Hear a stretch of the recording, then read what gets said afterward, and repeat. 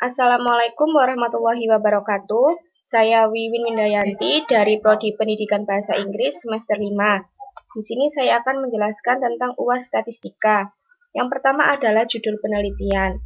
Judul penelitian yang saya gunakan untuk analisis data adalah The Effect of Using Mind Mapping on the Writing Comprehension Ability of the 10th grade students at SMA 3 Maret Yogyakarta in the academic year of 2014 or 2015. Yang kedua adalah tujuan penelitian. Tujuan dari penelitian ini adalah untuk mengetahui ada tidaknya perbedaan kemampuan menulis yang signifikan antara siswa kelas 10 SMA 3 Maret Yogyakarta yang diajar dengan teknik mind mapping dan siswa yang diajarkan tidak dengan teknik mind mapping. Yang ketiga adalah definisi topik yang ada di dalam penelitian. Definisi yang pertama adalah kemampuan menulis. Menulis adalah sebuah proses yang mengubah pikiran atau ide kita ke dalam bentuk tulisan. Yang kedua adalah keterampilan mikro menulis. Keterampilan mikro dalam menulis adalah tentang membantu guru untuk menentukan kriteria yang paling tepat untuk menilai tulisan siswa. Keterampilan mikro berhubungan dengan tulisan imitatif dan intensif. Yang ketiga adalah strategi dalam mengajar menulis. Guru harus memiliki strategi untuk membuat pembelajaran yang menarik.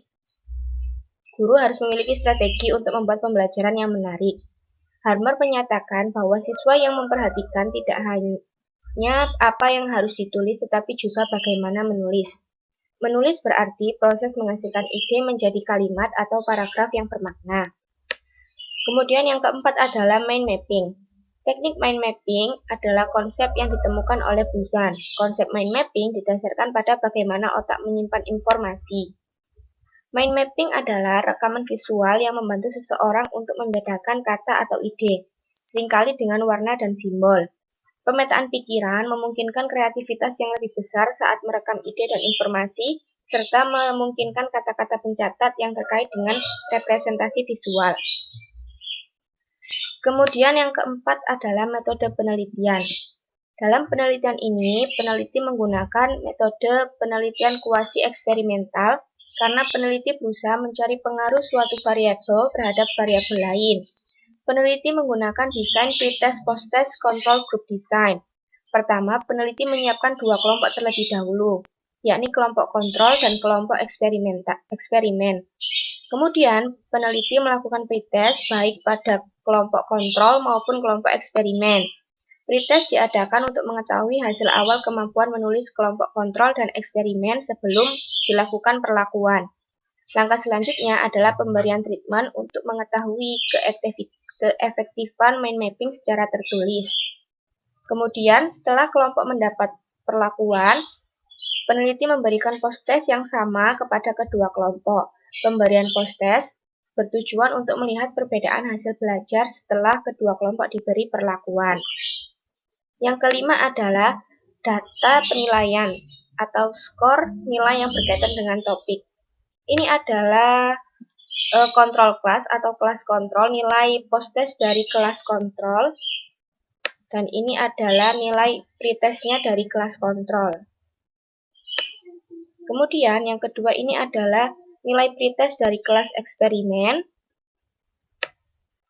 dan ini adalah nilai post-test dari kelas eksperimen. Kemudian nomor 6 adalah hasil analisis data penelitian.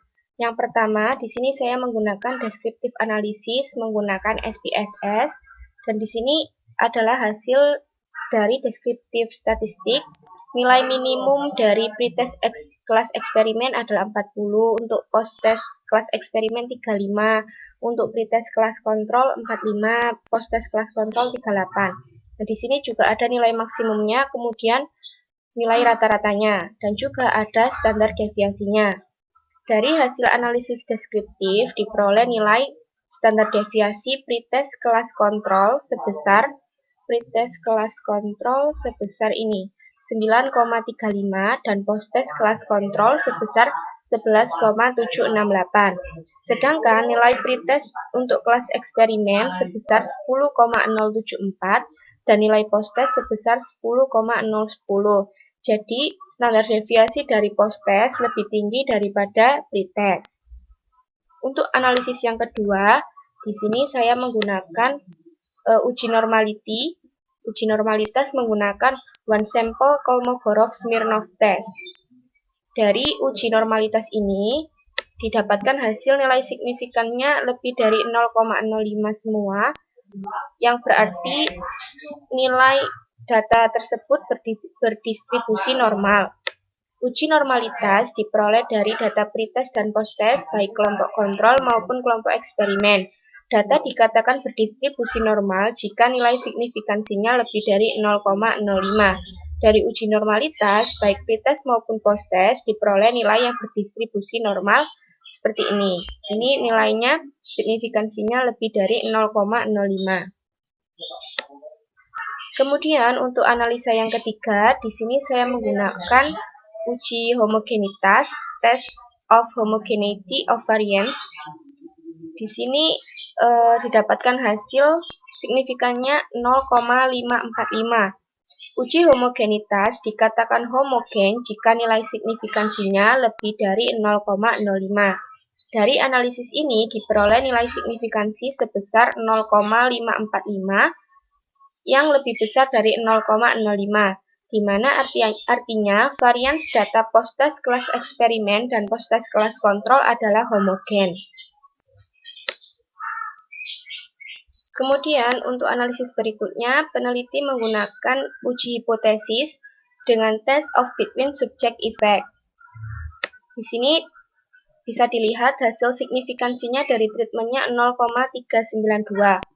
Pengujian hipotesis bertujuan untuk mengetahui ada tidaknya perbedaan yang signifikan antara kemampuan menulis siswa yang diajar menggunakan mind mapping dengan yang tidak menggunakan mind mapping. Variabel terikat adalah skor posttest. Variabel terikat ini adalah dependent variabelnya. Kemudian untuk variabel bebas atau independennya ini adalah perlakuan atau treatment. Dan skor pretestnya ini mewakili covariate. Nah, ini skor pretestnya. Hipotesis harus diubah menjadi hipotesis 0, H0 sebelum hipotesis diterima atau ditolak. Berdasarkan penelitian tersebut, hipotesis 0-nya adalah tidak terdapat perbedaan yang signifikan antara kemampuan menulis siswa yang diajar menggunakan mind mapping dan yang tidak diajar menggunakan mind mapping. Dari analisis ini diperoleh nilai signifikansi sebesar 0,392, yang artinya jika nilai signifikansi lebih dari 0,05, maka H0 diterima. Artinya dari analisis uji hipotesis ini, tidak ada perbedaan yang signifikan antara kemampuan menulis siswa yang diajar menggunakan mind mapping dan yang tidak diajar menggunakan mind mapping.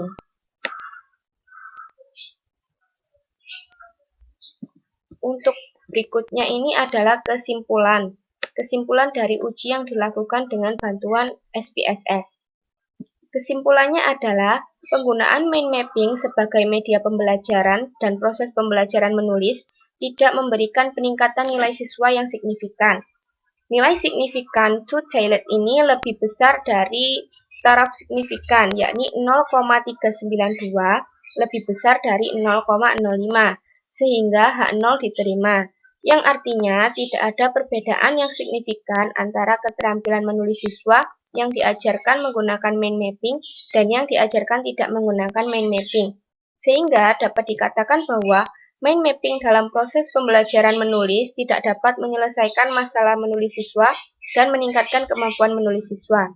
Hal ini menunjukkan bahwa mind mapping tidak efektif digunakan dalam pembelajaran menulis pada siswa kelas 10 SMA 3 Maret Yogyakarta. Untuk yang terakhir adalah daftar pustaka atau sumber referensi yang dipakai dalam pengerjaan tugas ini. Di sini saya menggunakan referensi skripsi dari Ari Kurniawijaya yang berjudul The Effect of Using Mind Mapping on the Writing Comprehension Ability of the 10th Grade Students at SMA 3 Maret Yogyakarta in the academic year of 2014 or 2015, Universitas Negeri Yogyakarta. Kemudian referensi dari untuk mengolah SPSS-nya, dari link YouTube Said Raharjo dengan judul video analisis data kelas eksperimen dan kontrol untuk skripsi dengan SPSS. Kemudian dari channel Skripsi Bisa untuk tutorial analisis covariance ANCOVA dengan SPSS. Sekian penjelasan UAS dari saya. Terima kasih. Saya akhiri. Wassalamualaikum warahmatullahi wabarakatuh.